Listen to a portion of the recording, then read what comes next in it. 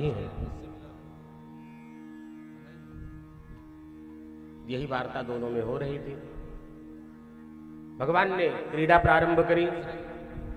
जैसे ही क्रीड़ा की तो गोपियों को आज उस दिन महाराष्ट्र में गोपियों को थोड़ा सा अहंकार हो गया सौभाग्यवती होने का।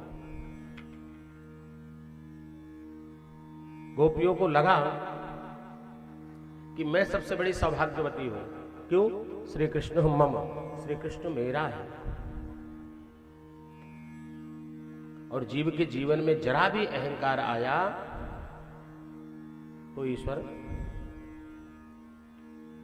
प्राप्त नहीं। शास्त्र तो ये कहता है कि यदि ईश्वर है भी हमारे पास और यदि अहंकार हो गया तो भी ईश्वर चला जाएगा, दोबारा कभी नहीं मिलेगा।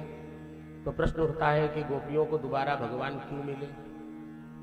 वो इसलिए मिले क्योंकि गोपियों को जो अहंकार था ना, वो भक्ति का अहंकार था। अर्थात श्री कृष्ण मेरा है, भगवान मेरा है। कभी अगर जीवन में इच्छा हो भी अहंकार करने की, मेरा मन कर रहा है अहंकार करने का, तो भगवान के प्रति कर लेना। परमात्मा मेरा है, ईश्वर मेरा है। कभी किसी माया रूपी आसक्तियों में, विषय विलास विकारों का अहंकार मत करना। ये धन मेरा है, गाड़ी मेरी है, हाँ? ये घर मेरा है। नहीं, ये जो विषयों का अहंकार है ना, इस अहंकार में ईश्वर कभी प्राप्त नहीं होगा।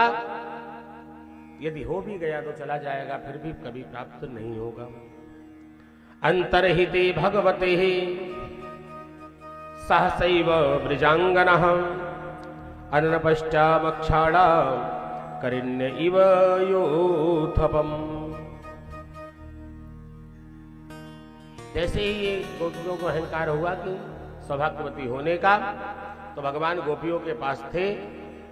प्रथम भाव से भगवान रासलीला कर रहे थे। जितनी गोपी उतने श्री कृष्ण थे। जैसी गोपियों की पलक झपकी तो भगवान लुप्त हो, भगवान गायब।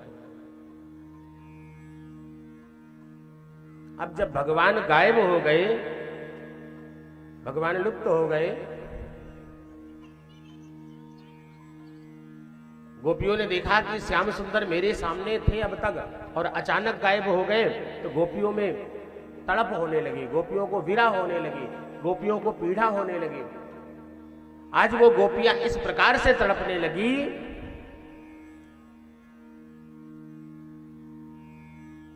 जैसे किसी जीवित मनुष्य के शरीर में अग्नि लगा दी जाए ना, अग्नि जला दिया जाए तो तड़पता है।